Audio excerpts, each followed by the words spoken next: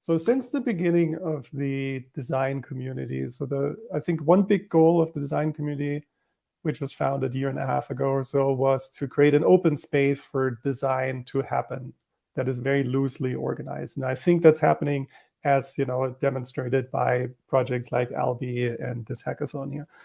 And then the second one was to build community resources, because the problem was that there were these individual designers in various different projects, and everybody was kind of reinventing the wheel and figuring out the same things over and over again for themselves.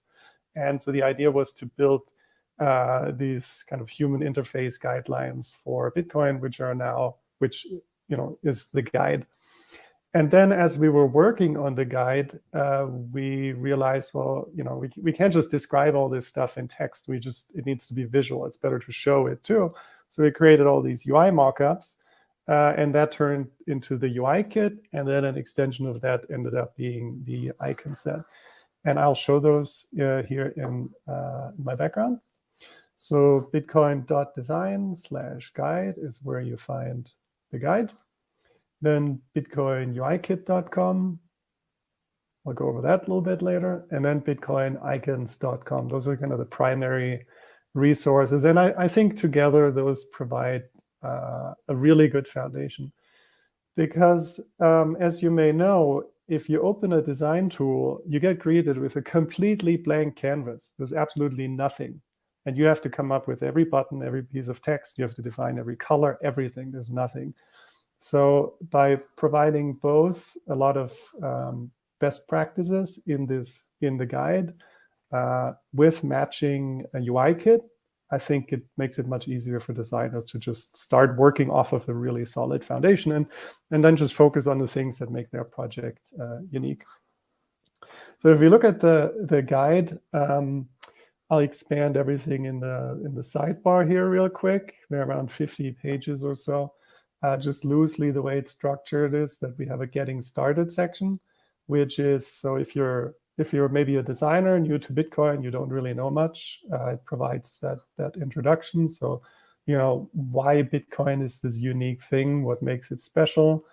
There's a whole page around the visual language of Bitcoin and how that's something that's evolved over time from, this early golden coin symbol here in pretty bad resolution, up to what kind of the brand that we know today and the many different visual interpretations that people have created over time. There's also a little bit about Lightning here, where the big discussion is whether that even should have its own brand or it should be invisible, with a whole discussion there. If you want like a quick introduction to the technology, there's that type of information. So it's all pretty useful stuff there. And then if you're working on a product already, you might be interested in the designing Bitcoin products. So there's a bit about user research and how that is unique in the Bitcoin space. Like, it's a completely global audience, which is a lot of times not the case. It's an unknowable user base because you're on chain, it's just pseudonymous addresses, right? Then there's other more design-specific information like the usage lifecycle, which I find a super important framework. So basically it says that every user, they start by not knowing of your product at all. Then they become aware of it. They hear about it from somebody. They see it they search for something and come across it. Somebody tells them, they read about it in an article. If everything goes well, they become interested. Then they use it for the first time, then they become a regular user, and then they become a passionate user. And at every point in that cycle, people want different information. So we also have frameworks like this in the guide. Similar to common user flows, which describes like just the typical things that people do in Bitcoin and in wallets, like sending, receiving, backing up, wallet maintenance, reviewing your transactions, all of these common things, also very helpful when you're starting. And then we have a few sections that are a little bit more technical. They're a bit more how-to. So if you want to understand how multi-key wallets work under the hood a little bit, you can learn about that. And then we have some sections that are very focused on user flows. And I think for a hackathon, those might be the most handy ones.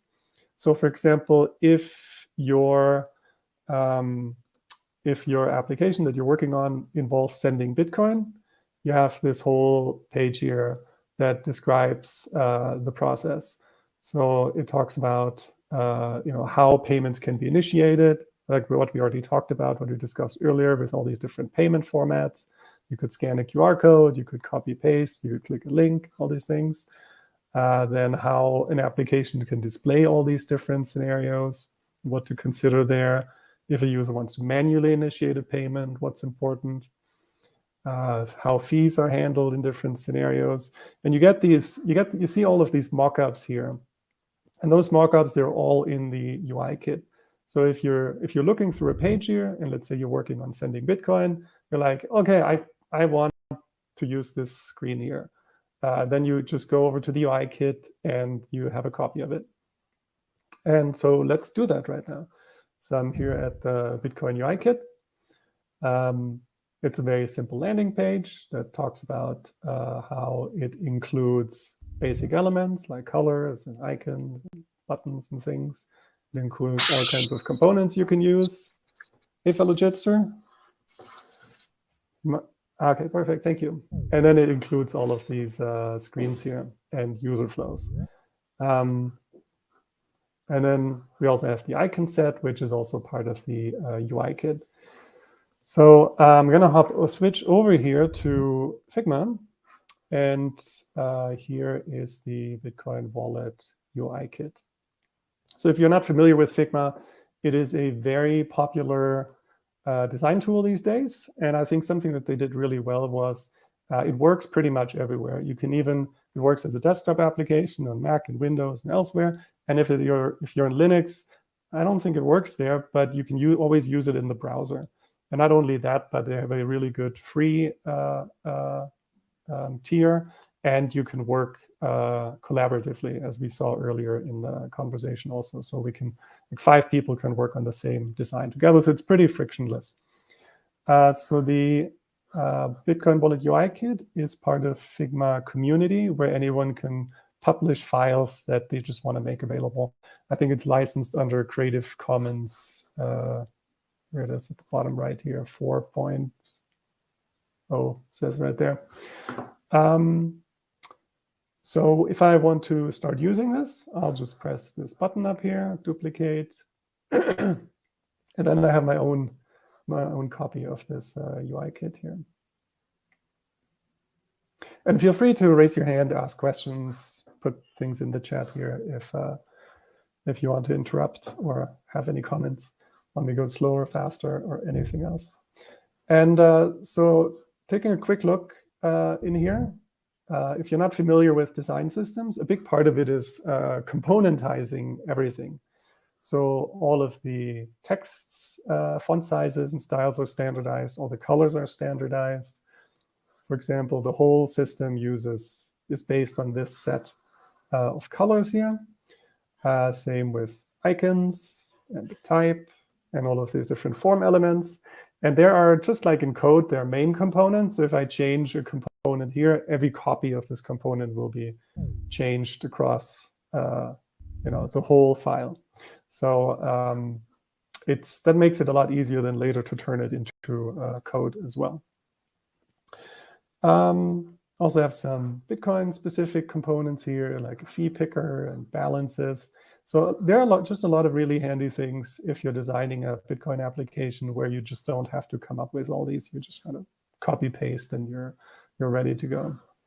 Now, something I wanted to do here today was something I wanted to see if go through a practical exercise, because I can talk here forever, but it might just not be that interesting. So the Human Rights Foundation has this Lightning Bounty Challenge, and I thought we could pick up this challenge here and I could just try to design something. Maybe you want to help me or not. So for a tip jar, and I just wanted to take part of this challenge here. So they basically want non-custodial Lightning wallets to integrate Bolt 12 and then allow for easy sharing. So people can very easily take donations or tips and stay completely anonymous and in control of their funds along the way. And they have a bounty here for 1 Bitcoin for a FOSS wallet to make this happen. This came out a few months ago. I'm in December. I'm not sure if anybody has any wallet already supports this. But I wanted to just focus on part of it, which is might be more appropriate for a Lightning hackathon, and that is that you can create a QR code, which we all know we love now.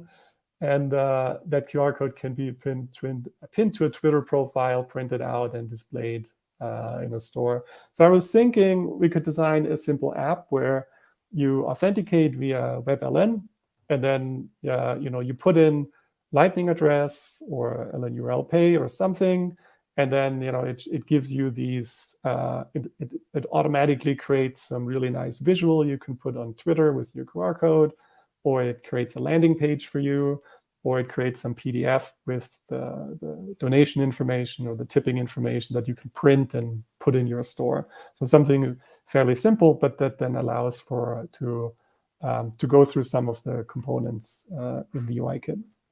How does that sound? Any feedback? Any thoughts? Sounds nice. I love it. Okay, cool. It's okay to say bad things too. You can tell me it's the wrong thing to do. It's totally fine. So I'll switch back here to Figma again. So the way I typically go about these things is I create a new page that I just call, let's say, workspace. And then there are some screens here, which are placeholder screens. But let's do this. Let's look at something here first. You'll see all of this is made for mobile. There are roughly, I think there are around 300 screens in this UI kit, so there's a lot to pick from, but they're all mobile. Except when we go a bit further down, there are also some desktop samples, and it turns out that the UI kit also works pretty well for desktop. So here is, and some of this may actually look familiar because the Albi UI also is, I think, partially based on the UI kit, right? But they've made lots of modifications since. So I'll just say here, okay, here's kind of a screen that's, it's a desktop screen. Maybe it's a starting point, just kind of gathering things.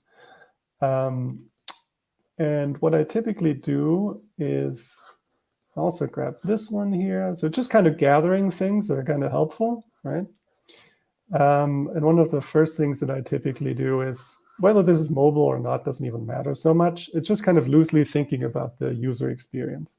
So any application needs a cover screen. So, right, cover screen, and it needs a login, and it needs to describe the features. Then once I'm logged in, I need some type of onboarding typically. And in our case, if we want to create a tipping page, the user, we could think about, well, either this application could create a new wallet for the user. We'll just put in options here, create a new wallet, which is then custodial, not ideal. Or if the user already has a wallet, maybe they can put in their LN URL pay, or a Bolt 12 offer, or a Lightning address, or use some type of existing payment format. And once the user has done that,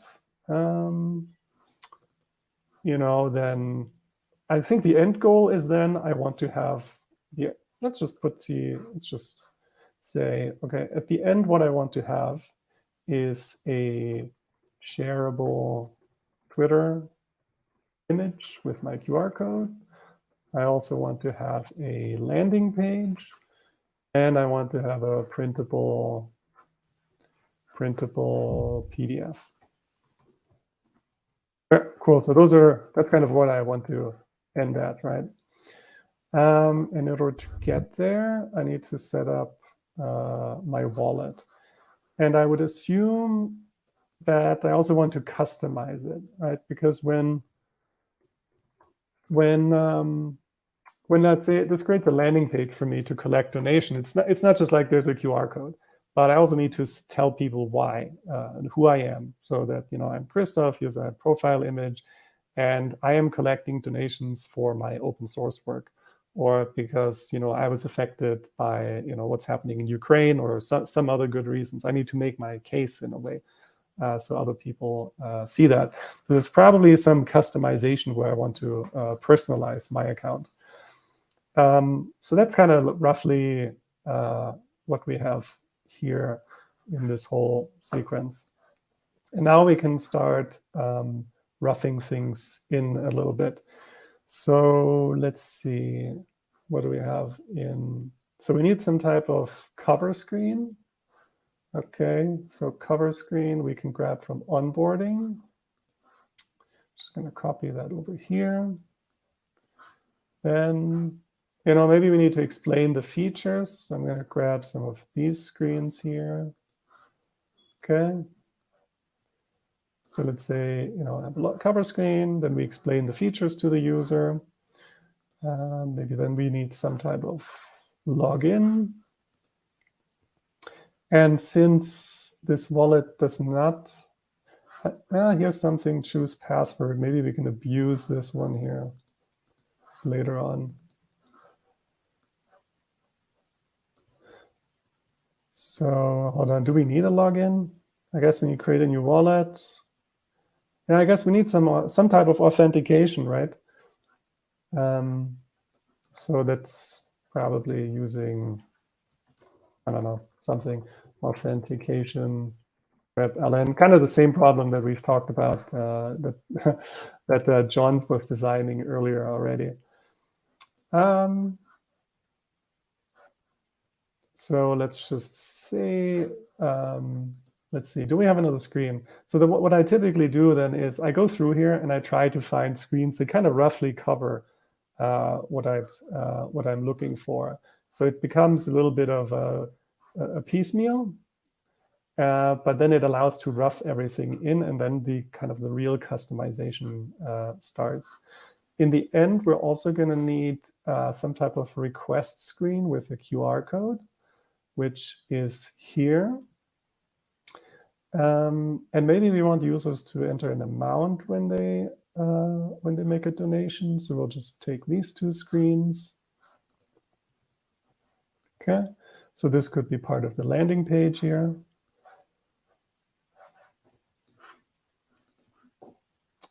What else? Authentication. Okay, and I still want this to be a desktop thing. So let's see, what can we do? Do we have anything we can grab from the desktop examples?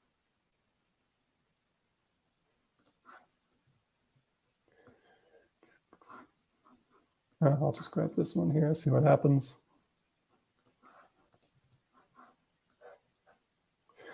Okay, now let's just start with this one here. So we need some type of cover screen.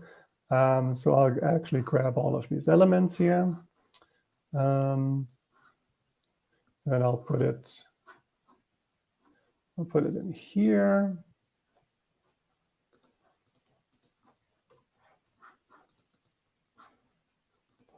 Let's see.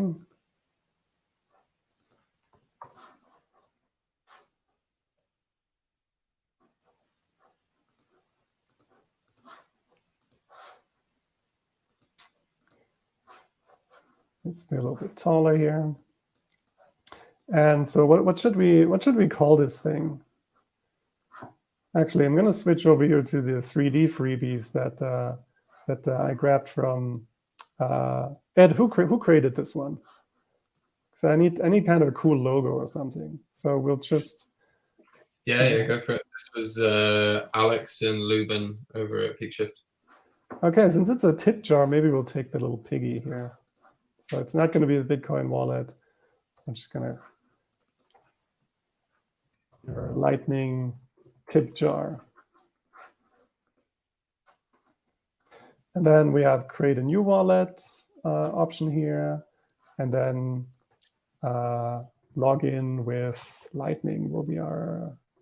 Actually, I think we're only going to need that option, right? You need some type of authentication in the first place. So there's no real sign up. I think you always log in with Lightning. But we can come back to that later. It's still just about roughing everything in. So there'll be a, and you know what? Let's take a look here at colors. I think I don't like the colors too much. The orange here for this purpose. So here on the right-hand side, you see there are all kinds of text styles. These are the standardized parts of the design kit. So in here, there is an orange. So if I change this orange, all the instances of that orange will be changed in the whole UI kit. So I can then go to any other page, and you'll see that it's not orange anymore. So that is one of the powerful things about using a UI kit, where it makes it very easy to change these types of things. Does anybody have a preference for what color they want? Maybe it should be pink because there's a pig, although the pig is not really pink. Let's just go for this one. It's so amazing. Pink FTW. Sorry? Pink for the win. There we go. Maybe we could tint the pig in a pink. I know we can just use some. Will this work? Ah, there we go. Just need to work with blend modes a little bit. All right, amazing. Okay, so log in with Lightning. And since John's already dealt with that earlier, I don't want to deal with it.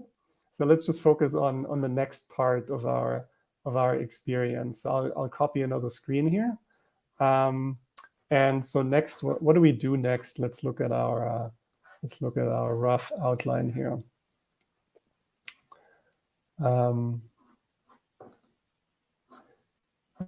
Okay, now we're authenticated.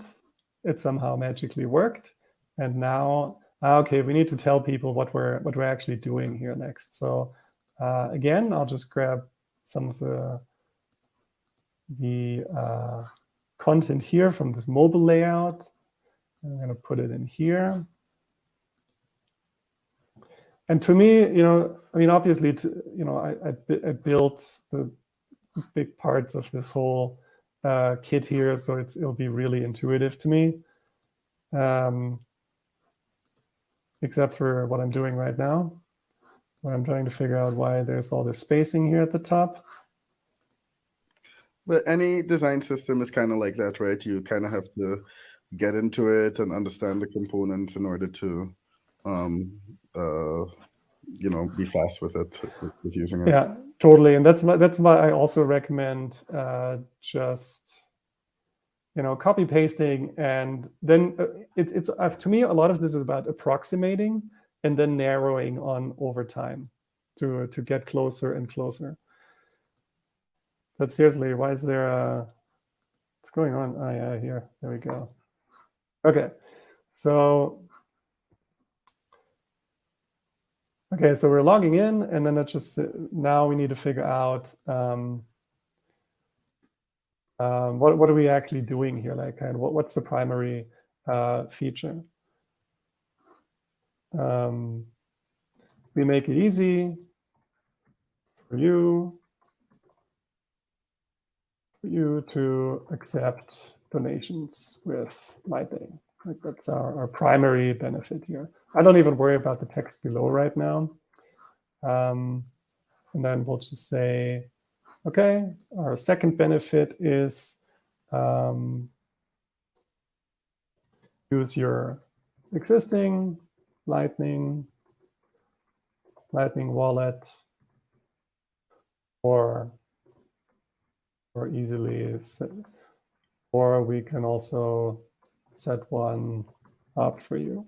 Like I said, this is never a final copy here. This is all just about approximating. But at some point, and you could do this type of information. It could be on the landing page. You can guide people through it, but you kind of need to let them know what this application is about. And if you are looking for more resources on that, I'll hop back here to the guide. There is a whole section on onboarding. And it talks a little bit about, and this page is specifically for mobile Lightning Wallet, but it does cover a bit about how to think about onboarding, the steps you need to go through, and then it goes in detail about the specific steps for mobile Lightning Wallet, which is the backup sequence, like creating a wallet, backing it up, funding it, and also making sure that users, for example, that they set up the security and the privacy in a way that works for them. We also have a getting to know your users section in the Designing Bitcoin section here in the guide.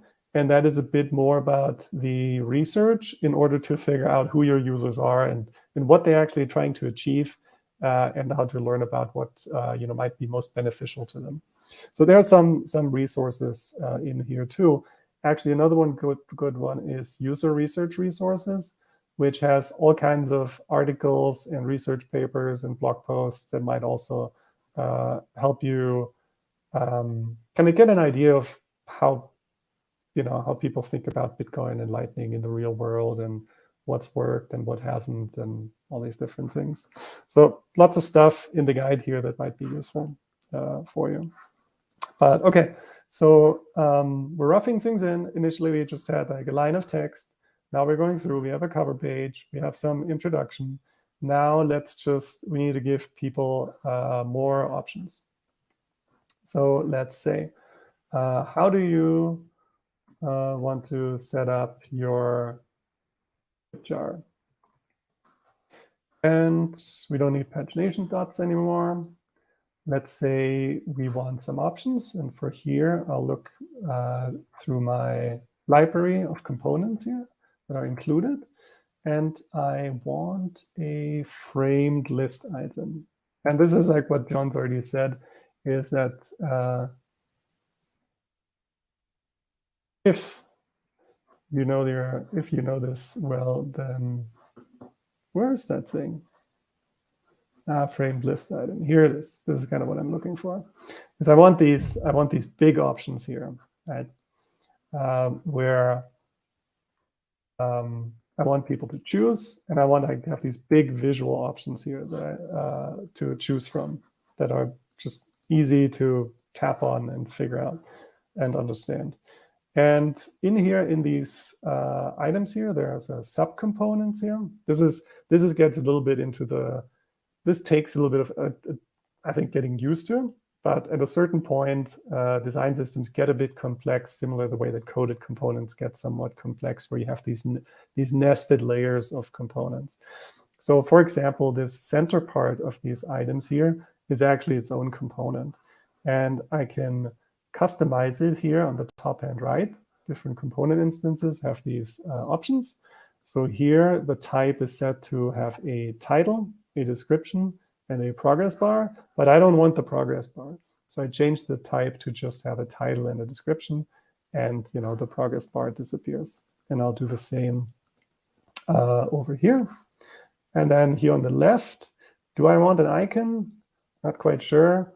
I think on the right-hand side, I'm customizing this component now. I just want an icon here. I don't need a label. So just an icon. Okay, that sounds good. So you can see, without actually designing, without drawing, any shapes or so, I can just use this component set to customize these UI elements to how I want them to look. And here for this tip jar, I have two options. I can create a new wallet, which the application will do for me. I'll turn this into a ... And the second option would be use an existing wallet. And we'll just create some fake text here. We will host this for you. Easy and convenient. Okay. Or if I use an existing wallet, then let's say maybe it's important for users to know what formats are supported. We support let's say, Lightning address and ln URL. I guess that doesn't matter so much. It's just kind of generally about guiding users through this flow. I actually don't think for this exercise I'm going to focus on creating a new wallet. I'll just focus on using an existing wallet. Another thing that I'd like to do here is we have lots of icons here. Did you just me or? Sorry? Or I don't know. It seems your screen is no more showing. It's not sharing anymore? Yes.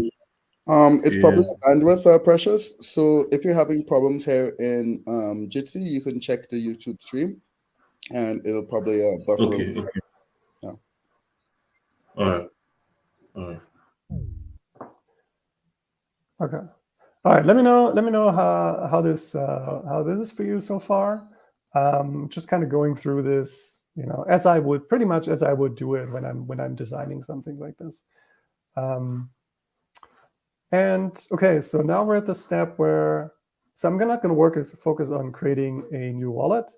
I'll just focus on using an existing wallet because that's what we're here for. We're here for self-custody.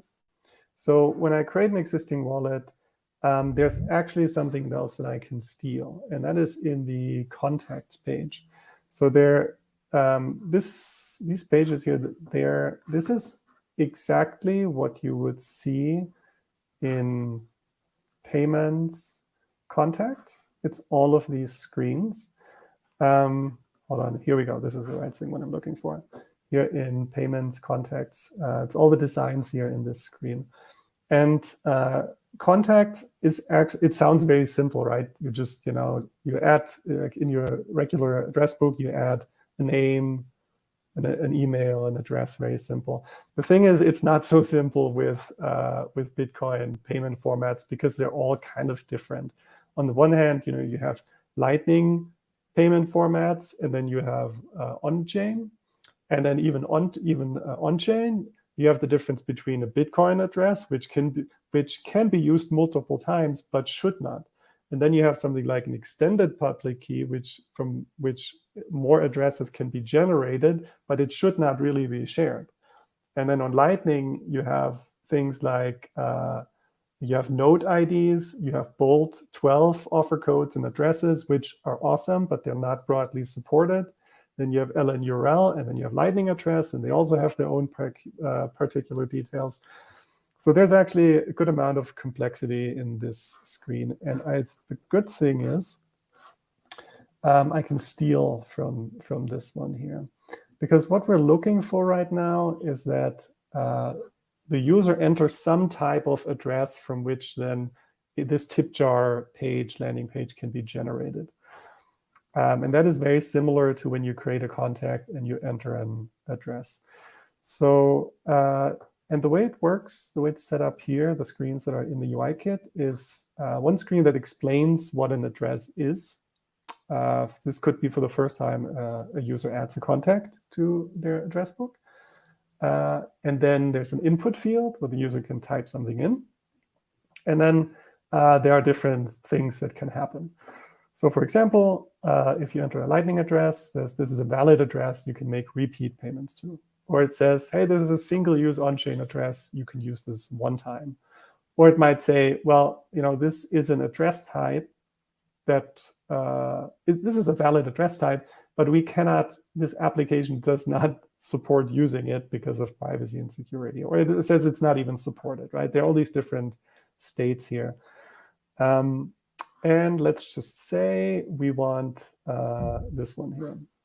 So I'll copy this one again. And then we'll just steal these components here, and we'll put them in here. And I'll delete the other stuff that we don't want.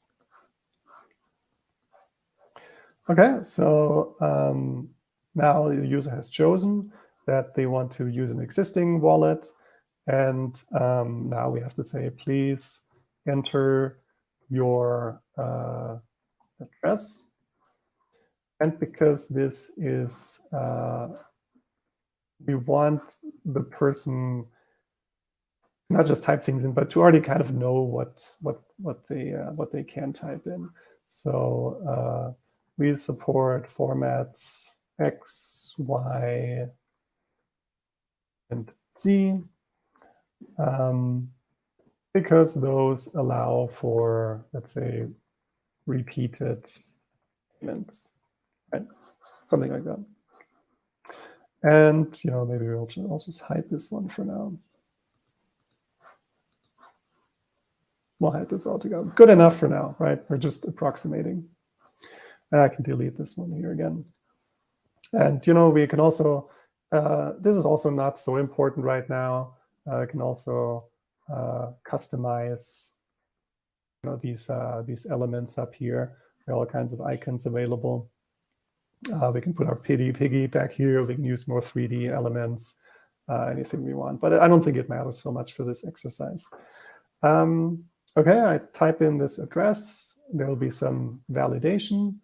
And let's just say I type in an email address, peter@getld.com. Right, I'll just fill this with some sample content here.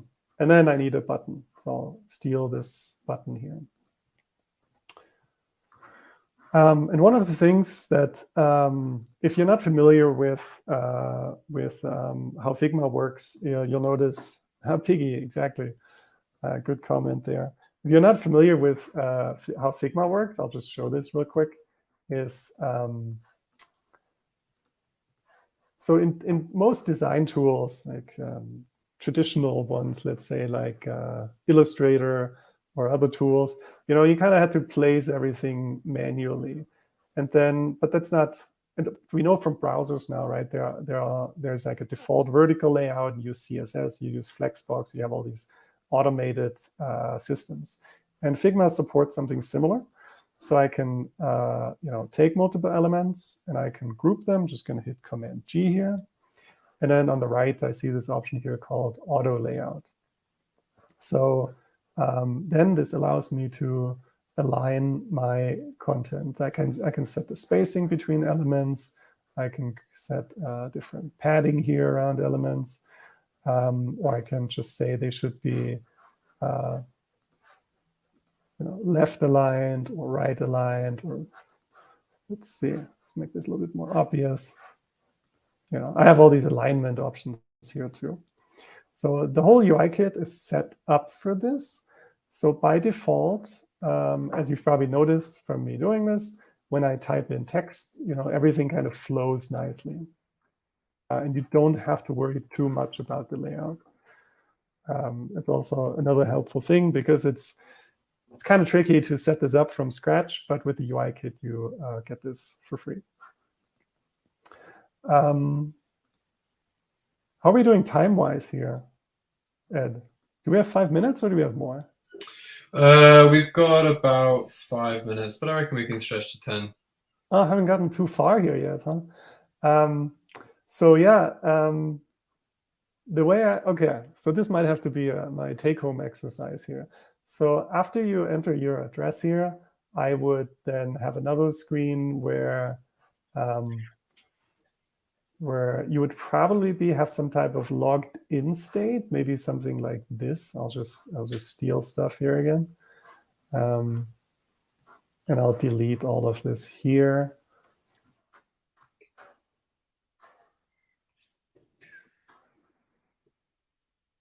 Here we go, that worked. So that would be then, maybe my,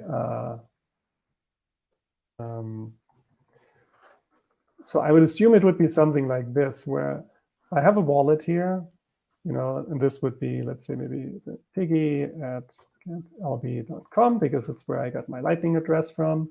And maybe this is my landing page options. Here would be my social media. And then here maybe would be my PDF or print, or let's say print display. So, and I probably wouldn't need these options here, so I would just delete them. Maybe here I would need some type of log out. Do we have a log out? We have a mattress. We have a log out. let's just use an X icon here. This would be our logout here. And these don't really scale very well here right now. So let me see. Yeah, so in the end, I would just gonna go to this main component here. It's this one.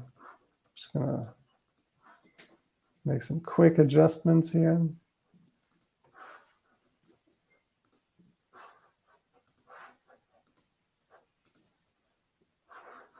Let's see if this did the trick. Yeah, something like that, right? And then, you know, I would be logged in and I would have 3 different tabs. And one tab would be for customizing my landing page, and that would have some preview. The second one would be for customizing the social media information. And then it would allow me to download, let's say, a nice big image with, you know, my profile and why I'm wanting donations or tips and a QR code. And then I could put that on Twitter. And maybe a third one would also allow me then to say, okay, I want an A4 paper size or A3, and I want, you know, customize it a little bit. And then I would be able, it would create a printable PDF for me that I could put in a store or hang on the wall or wherever I wanted to. So I think that's probably all we have time for right now, unfortunately. Maybe somebody else wants to continue with this afterwards. But there's something else I wanted to show here. Sorry, Christoph, to interrupt. We could probably go for another 10 minutes. Okay. Yeah.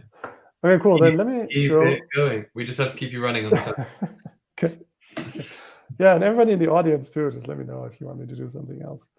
Another thing I wanted to show here is everybody loves dark modes, and the UI kit is also set up for a light mode and a dark mode. So there are 2 color palettes in here. They're with light and primary and accent colors, and a set of neutral colors, which you can see are on a on like the spectrum of black to white. This is kind of their distribution. And then there's a dark theme, which because our eyes respond differently to light colors on dark and dark colors on light, you cannot just simply invert colors. You actually have to adjust them.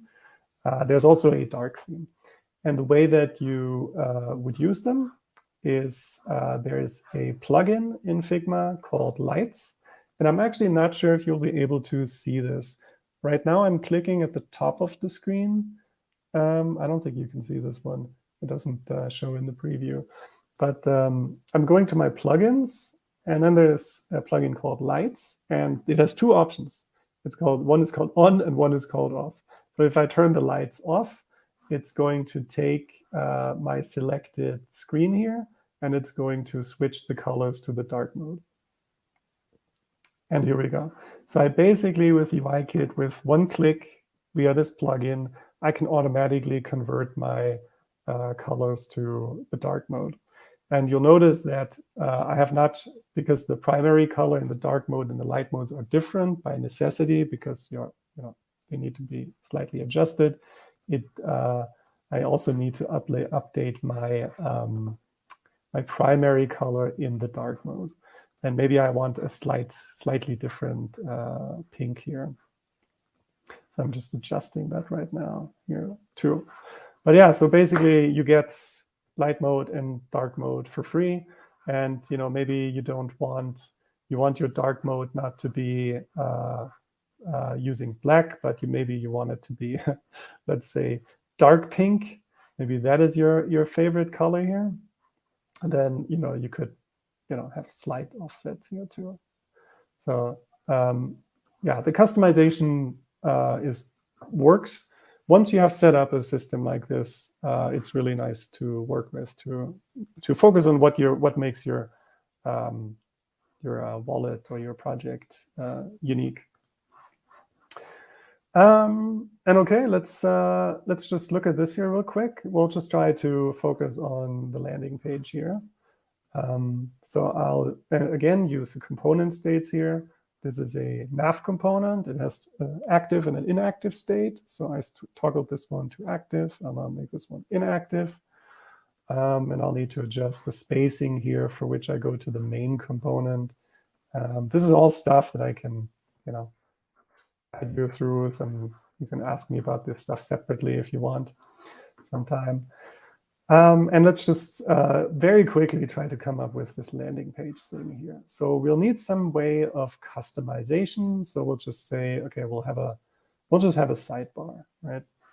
So I'll set this up real quick. Actually, let's fill the container.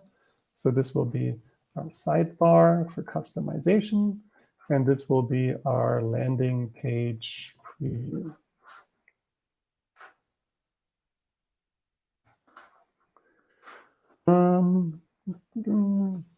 And using auto layout to, never placing things manually, basically. And I'll give the sidebar a slight background color so we can kind of see that it's different, maybe a little bit lighter, doesn't need to be that dark. And let's say on our land, before we think about input fields, maybe it's more important to think about what we actually want on our landing page. So we'll just call this is Piggy's tip jar. We need some type of name, and then thank you for supporting, let's say, my open source Bitcoin design work. Let's say this is my tip jar for my my design work that I'm doing here, and I hope somebody tips me for this. Using some of the existing text styles here. So I basically also never really need to pick custom font sizes because it's all provided. In the assets, we also have an avatar. So I'm just going to drag in an avatar here. This I'm not a boy here, so in the right you can see, okay, we can have a woman here, 2 different women. Okay, but okay, that's me. So this will be my tip jar information here. And then, of course, below that, we need the person who makes the payment. They need to be able to actually pay. So, and because we love QR codes, I'm going to go back to my asset library, and I'll drag in a QR code. It's a little bit big, so I'm going to make that smaller. And I'll space things out a little bit further. And here's something that it's fairly detailed here that might be helpful. The QR code has different states. So by default, it shows a QR code for an on-chain address. But I can also say, I want a bolt 12 offer or BIP 21 or bolt 11. So I'll just use the one for the bolt 11, bolt 12 offer. Even though that's not really realistic, it probably should be the Lightning address. Actually, let's just do that real quick. I'm copying the Lightning address here, and then I have a plugin called QR code generator, which you probably can't see. Okay, now it generated a QR code for me exactly with that. So that will actually scan as, piggy at lb.com. And then, it kind of looks okay. It doesn't look that great. I mean, in the end, you might want to allow the user maybe to pick a background color and a foreground color. Maybe you want them to upload a big image that maybe shows, I don't know, something that they're doing, like that allows them to display kind of their open source design work. Maybe you want them to have a link to their website, view my website, this is kind of the work that I'm doing. So before actually donating something, maybe I can better understand what this person is actually doing. So you could extend this a lot further, but I think we're going to run out of time here. And then something else that the user definitely wants is share, right? I want to be able to share this page.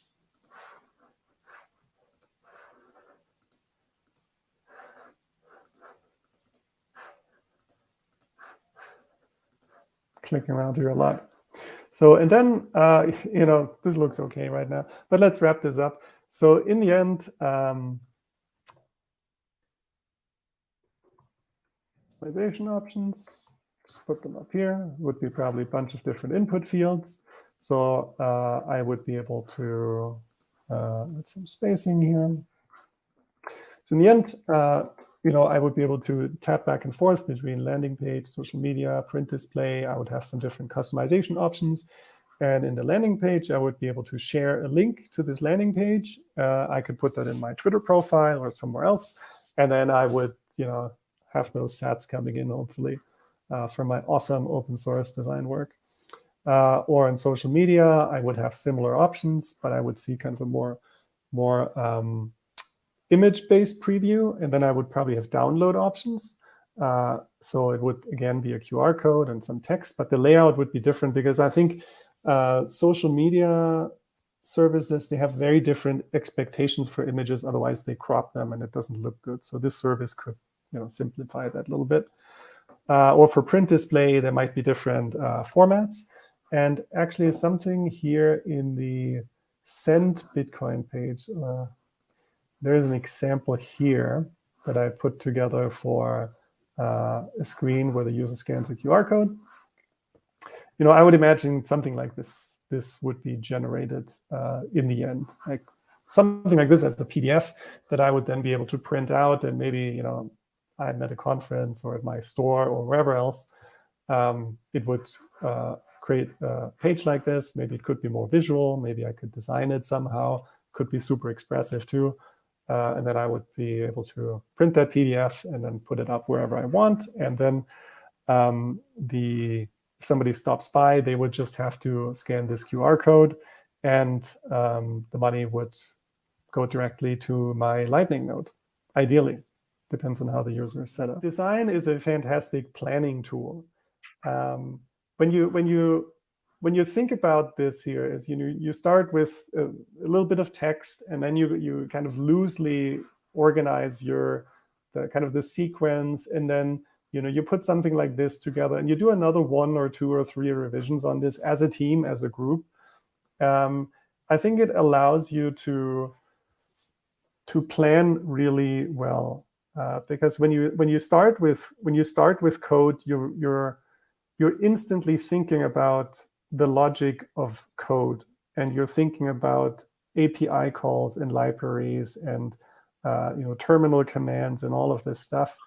You're less thinking about what the user sees and how it feels to them, and whether it makes sense to them, and what an option should be called or something like that. More of these human things, and obviously both of them are important. All of these things are eventually important. I would just say that design is a great planning tool that allows for more people to participate than pure code. Because if you're a non-developer, you always have a hard time. You can't just say, hey, this label should be something different. Hey, developer, do it for me, please. Right? You can't just go in and just do it and figure it out before you implement it. So I think design's a great planning tool. It should not be underestimated. But I also think that great products happen when you attack them from different angles. If you attack them from a design angle, from a tech angle, where you figure out what works and what doesn't work, and there's really good collaboration in the middle across those different levels.